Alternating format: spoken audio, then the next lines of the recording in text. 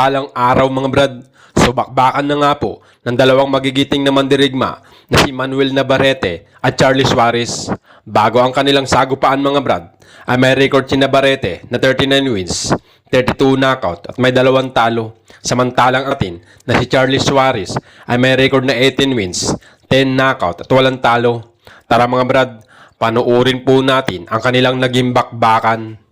Charly Suarez, Italian Chandler. Emmanuel El Vaquero Navarrete. Champions in the 50s and 60s, they didn't even have that busy of a What have made them become a fan of Navarrete because of his activity, incredible competition to get to this point, aside from his fight with Isaac Dogbe. But fighter to go up against is someone who is as hungry and feels Mexico. Santissima from the Philippines, this place here, the MGM Grand Garden. Sitting ringside, I will never forget. Certainly one to write about and go for him to make. He wasn't fight weeks because he made the weight, but it wasn't the easiest. And wanting a unification fight, it hasn't really come to fruition because of how freaking up. And he kind of looked at me and was like, I might be moving up after this. This might be in your late 20s. You start to put on more weight against Santissima. Absolutely, and he's always been that of a professional, and you can tell by good left hand. I mean, it kind of helps you because you don't have time in between fights to balloon up. I asked him how you would describe Navarrete change his life from quote-unquote rack shot, as he's doing a lot of upward movement, but not throwing. Yeah, and I think he's just being a little bit cautious. Deck, he has 26 victory. Oh, there's a good shot by Santissima. Throughout the media, but I don't know how privy that Santissima is to that. But the end of the second round. And they had cattle there, so they adopted the nickname of Vaquero. To the body here in round 3. I think Paulina's corner I said, let's pick it up some unnecessary punches, but not really at the hands of anybody that he's had to worry about to this point. But his team says he's from a guy that has 16 knockouts in 19 fights. Well, both men have quite a bit of. Now we're starting to see that quote-unquote feeling out process, Christina. I mean, he won the first 2 rounds arguably just off using his jab. So he hasn't really had to open up more as he does now in this exchange. There's an overhand right. You know that the super bantamweight division, an exciting division here in boxing. Ray Vodka is also world champion within the division.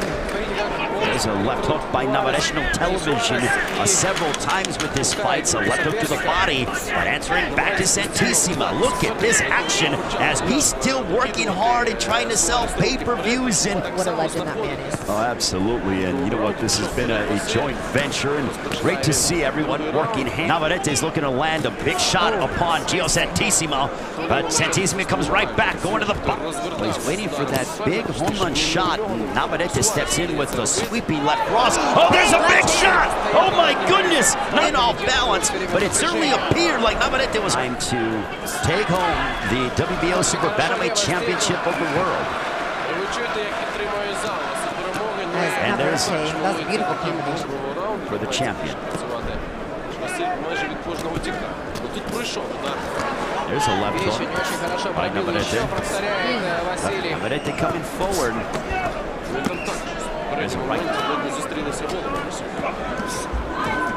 Right cross, a left hook that connected by Santissima, and back comes Navarrete.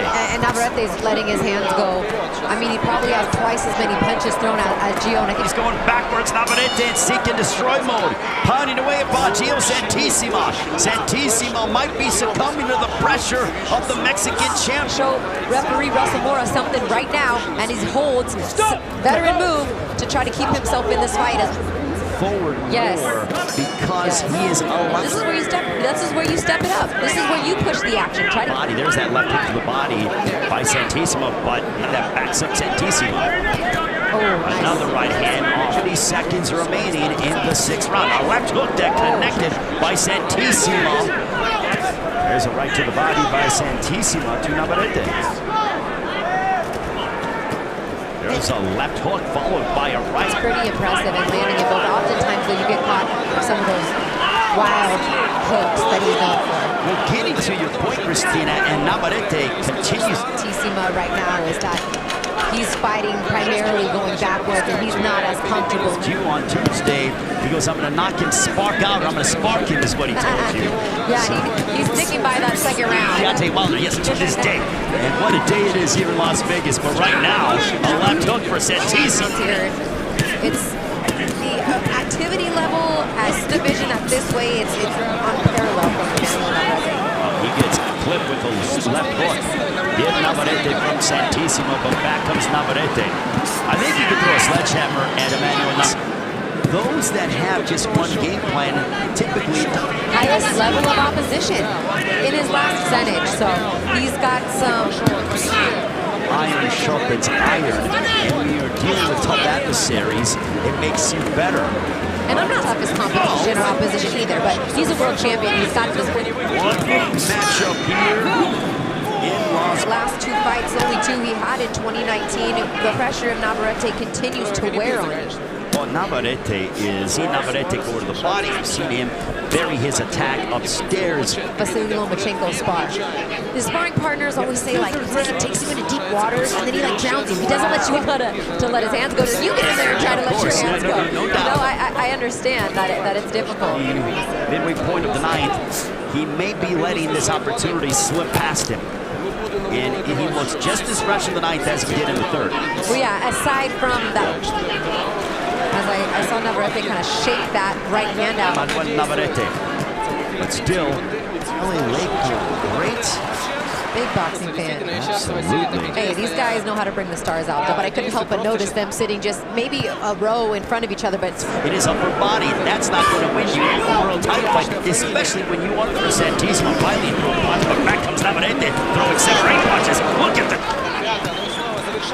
we have some concerns about that right hand. He is throwing it, but it's really been the left hand that's been doing a lot of the damage as he throws 5, 6, 7 left hands, gets in 2 right hands in there. It's phenomenal. Springs loose from him, and then he unloads a right hand right on the... Navarrete with a left and a right on the top of the head, and that ends the 10th round. Here you go. Spicy, not spicy. Yeah, exactly. 2 sides, 4 sides. There was a question coming into this fight, Christina, about the cardiovascular conditioning. Sima is known as a heavy hitter, but in order to be a heavy hitter, you have to throw. Yep, and there he goes. He lands a couple good body shots right there, back to the body. And as I was talking about earlier in the fight, that's his bread and butter. I would almost feel like Navarrete is bored as the... Yeah, and he really wants to get the knockout. There's a left hook, and now Navarrete really pouring it on. And Tissimo bullying him around the ring, snapping back his head. Look at the... He was almost running, and right now, this may be close to being stopped. Santissimo getting clobbered. Santissimo in deep, deep trouble with 1:05 to go. He was holding on for dear life to try to keep himself in this fight. How much more of this punishment can he take as he nearly... Under 50 seconds remaining, Emmanuel Navarrete trying to get the finish. Look at the champion go, and Russell has stopped it. This one is over. Emmanuel. Hanggang dito na lang muna tayo mga brad. Maraming salamat po and God bless.